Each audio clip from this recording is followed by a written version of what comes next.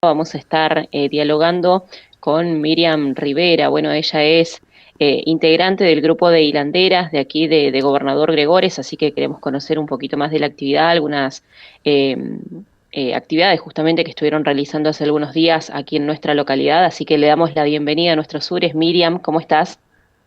Hola, buenos días. Sí, yo pertenezco al Centro Temático La Herrería. Ujú. Este, Se vino a dictar un curso desde Prepap con Prepap es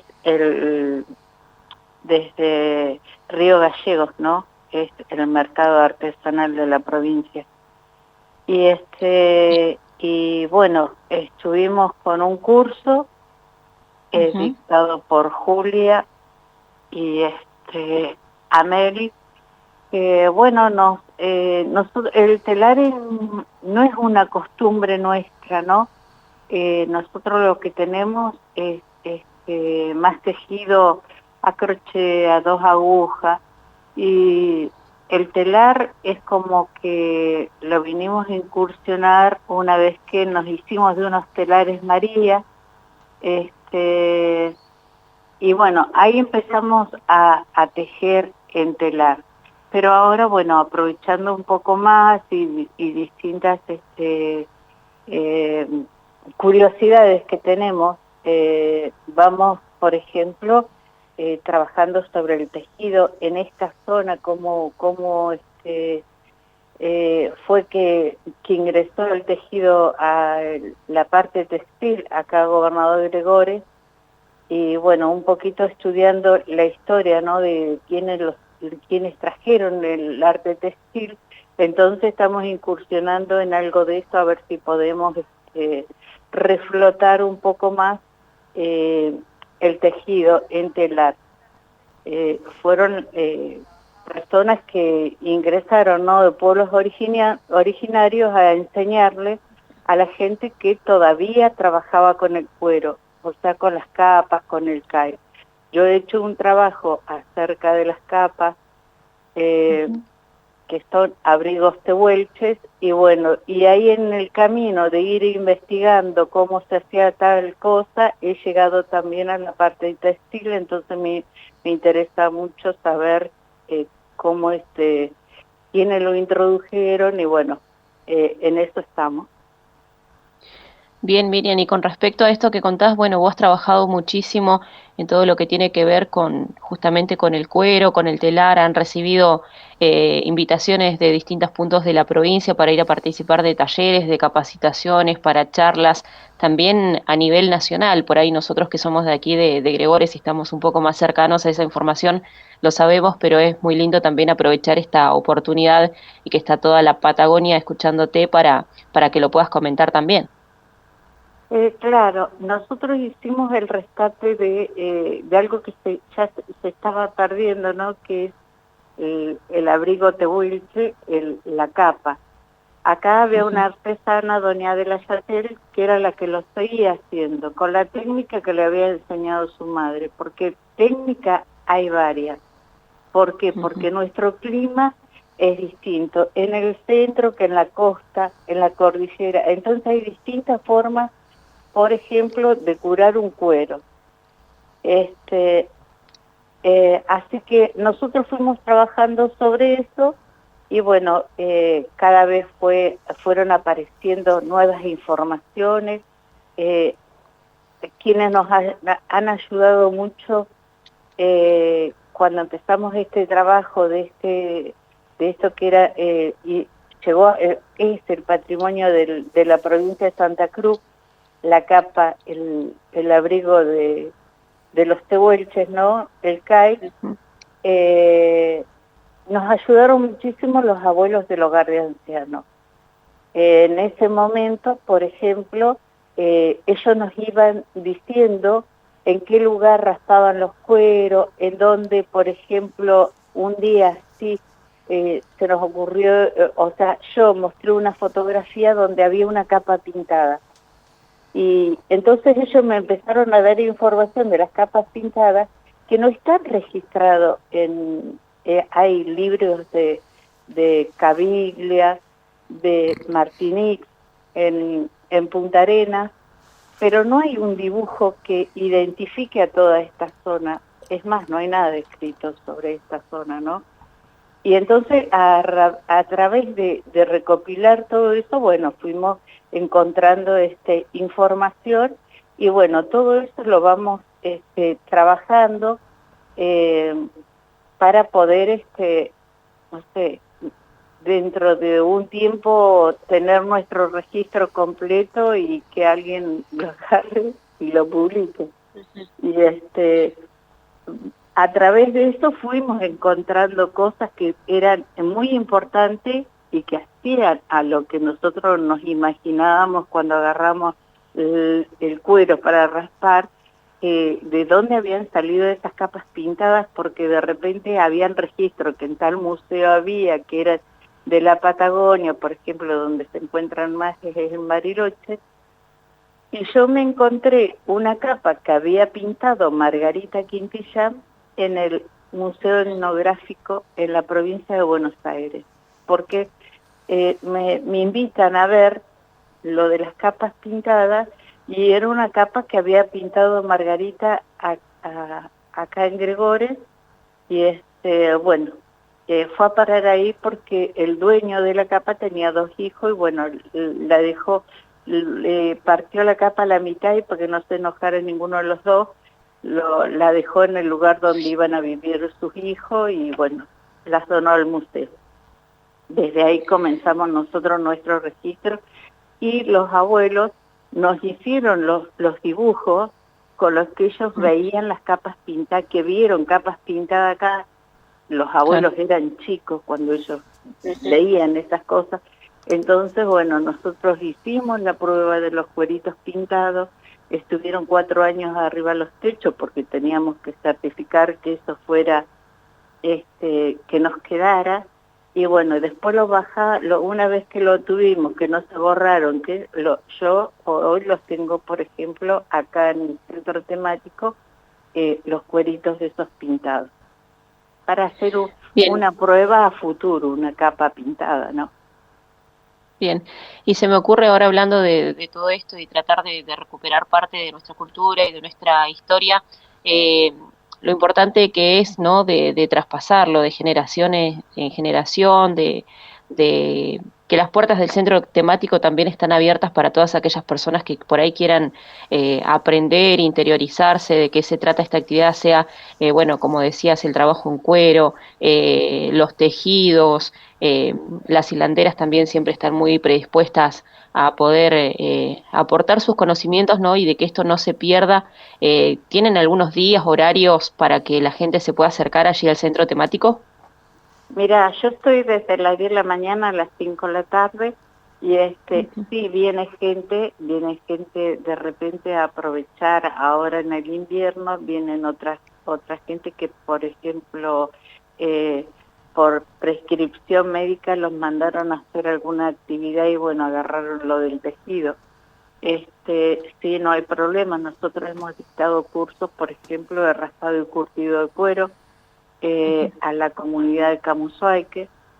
Ellos vinieron 10 integrantes de esta comunidad a aprender cómo se raspaba y curtía el cuero. Ahora nos quedan pasos a seguir, ¿no? Porque nosotros hicimos cosas chiquitas como para raspar y aprender eso, porque en un fin de semana no podés aprender todo de golpe.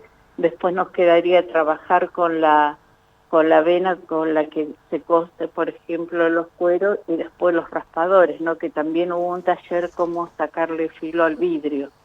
Si bien la técnica de Adela era tremenda porque ella utilizaba un hierro para sacar el filo al vidrio, al raspador, nosotros, nuestro temperamento no es el mismo, así que se nos rompían los vidrios, y yo recién este año aprendí a darle filo al vidrio, después de mucho, ¿no? Yo empecé en el 2013 a trabajar todo esto, y bueno, recién este año pude aprender a darle filo al vidrio. Qué bárbaro. Ahí no sé si... y justamente le iba a decir, está Pilo o Andrea también, si quieren preguntar algo, charlar con Miriam. No, escucharla, la escuchábamos con atención. ¿Qué tal, Miriam? Buenas tardes, ¿cómo le va? Un gusto.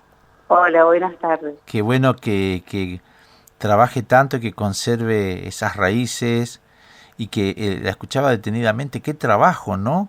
Que le llevó tanto tiempo, por ejemplo, como manifestaba recién, aprender a afilar la herramienta para luego raspar el cuero. ¿Qué cuero trabajan? ¿Cuero de guanaco, fundamentalmente, u otro tipo de cuero de otros animales?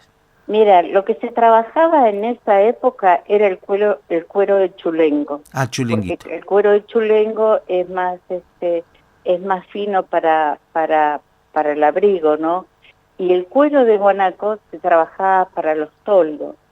Yo he visto toldos armados, ¿no? Y bueno, también se trabaja el mismo cuero del chulengo para sacar unas lonjas para coser el cuero o sea, los toldos. Ah, Eh, perfecto. la creencia nuestra, ¿no? Por fotografía y esto, de repente, de ver todos cueros montados sobre un toldo y yo pensaba, que, bueno, estaba sucio o había grasa y bueno, al llegar a ver un toldo y estar adentro de ese lugar, lo limpiaban como limpiaban el cuero de la capa, eh, así que ese lugar era muy limpito, no había rastro de grasa que de repente tiene el Claro, cuero. De repente como llegaba tanta gente y eso, venían familiares, acomodaban unos cueros más como para agrandarlo, para que la gente se resguardara ahí. Así que, bueno, eso también, ¿no? Y lo que, bueno, esto de ir investigando también a nosotros, el tema de la capa, todavía nos queda algunas cosas para hacer. A mí me queda como, por ejemplo, llegar a hacer una capa, porque hicimos para prepar, hicimos una capa con doña Adela y todos los que participaron, por ejemplo, en un curso raspando cuero, la primera vez que se da, hubieron gente que participó de eso, y bueno, esos cueros los unimos todos y hicimos la capa para prepar. claro. Después lo declararon patrimonio de la provincia de Santa Cruz, y y bueno, desde ahí no hicimos más nada, o sea, se quedó, pero yo seguí con la investigación de repente de dónde, a dónde se pintaban las capas y todo eso para tener un poco más en nuestro registro. Claro. Y ¿Y con qué pintan? Porque usted habló de cueros que pintaron también. ¿Con qué se sí. pinta? Y los pigmentos eran tierras de colores, tierras del río Pintura. Por ejemplo, ellos lo pintaban en las lagunas tienen mucho salitre, por eso se fijaba esa tierra, la sal es como un fijador, así que quedaba el cuero pintado y después, bueno, se mantenía. Tierras de colores de todo tipo, lo único que no pinta de repente que hay también tierra de color, pero es greda, eso no pinta, y después, bueno, esas tierras también tienen minerales, que al calentarla le da ciertos colores, que hay que estar muy rápido también o sea, para calentar la tierra esa, el mineral, que se calentaba con las piedras, y una vez que se empieza a calentar eso va dando una gama de colores y bueno, hay que hacer muy rápido para pintarlo, ¿no?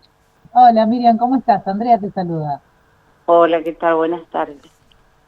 Bueno, sabés que te escuchaba atentamente y se me venían muchos recuerdos, porque, bueno, recordaba que en mi casa, cuando yo era chica, había un quillango. Se lo había dado la gente de una comunidad que no recuerdo, a mi abuelo que era mercachifle, estamos hablando de la década del 40, de la década del 50. Bueno, y que era lo más abrigado que podía haber en el mundo, ¿no? Que estaba hecho con retazos de diferentes cueros, era más o menos del tamaño de dos plazas, Y bueno, y era increíble, ¿no? El trabajo y el arte y bueno, y todo, las horas de laburo, ¿no? Que hay en cada una de estas piezas. Y yo pensaba, ¿no? ¿Qué te pasa a vos, Miriam, cuando estás en esta labor? ¿Qué pensás? ¿Qué sentís cuando unís todo eso tan milenario, tan antiguo, ¿no? Bueno, nosotros lo empezamos a hacer como un trabajo. Era ir y estar, bueno, unas horas ahí, trabajar, raspar, aprender. Y ya después de eso empezamos a conocer otras cosas, como por ejemplo los cortes de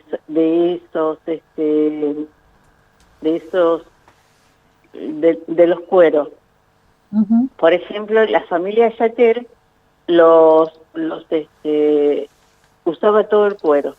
Era para identificarse en el campo, ¿no? Cuando andaban, ellos se conocían por el corte a veces sabían que de qué familias eran por el corte del cuero de guanaco. Qué Y increíble. también ahí entraba también en mi familia, porque mi familia también es de los, acá le dicen lote, en otros lados comunidades, pero acá estaban así, dicta como lote 28, lote 6 y lote 24. Nosotros no teníamos registro, siempre conocimos el chico lote 6, lote 28, y haciendo este recorrido de ir buscando información, dimos con el lote 24, que el lote 24 también vivían familias de pueblos originarios y bueno, ahí, viste, cuando vas buscando información y te encontrás con otras cosas, y bueno, ahí se nos dio vuelta todo y se nos abrió un panorama mucho más de lo que queríamos hacer, porque conocíamos a las familias, o sea, acá en Gregorio nos conocemos todos, pero conocíamos la familia y bueno, esta familia venía del lote 24 y del lote 24, por ejemplo, era de la familia Pailán. Las hermanas Pailán son las que introducen el textil acá, cuando eran colonia agrícola. Ellas traen sus saberes y enseñan a tejer a las mujeres, ¿no?, que vivían en el lote 6, lote 28, a las mujeres Cabrera, a Rosa Varga, que vivía en el lote 6, a las hermanas, a Sara Mercerá, a Limonado, a toda esa gente que vivía en los lotes, ellas les enseñan a tejer, a empezar con el tema del hilado, la lana, a buscar más fibras para poder hacer las peleras de las artesanas estas, eran tremendas. Yo llegué a ver una que ya del tiempo que tenía en un recado, una pelera hermosa, tenía unos colores. Yo cuando la toqué me quedé con como que si fuera algodón en las manos. Ya estaba afieltrada y el hombre, un señor grande ya, un tal Galván, me dijo que no la sacaba de ahí porque se le iba a desarmar, pero él siempre la tenía ahí porque se la habían tejido las hermanas Pailán a su papá. Era tremendo el detalle de ese tejido y todo lo que, o sea, por lo grueso, la lana. Y bueno, hay muchas cosas que hay que ir investigando, por ejemplo, distintas técnicas que tenían también, ¿no? Bueno, Miriam, queremos agradecerte por estos minutos aquí compartir con nosotros en nuestros sures. Seguramente hay muchísimo más para hablar y a medida que se van tocando temas, bueno, la charla se presta para muchísimo más. Queremos agradecerte por estos minutos. Seguramente vamos a estar en contacto en otras oportunidades. Queríamos conocer un poco el trabajo que realizan allí en el centro temático La Herrería, aquí en Gobernador Gregores. Así que te agradecemos y será hasta prontito. Bueno, muchísimas gracias a ustedes. Gracias a ustedes.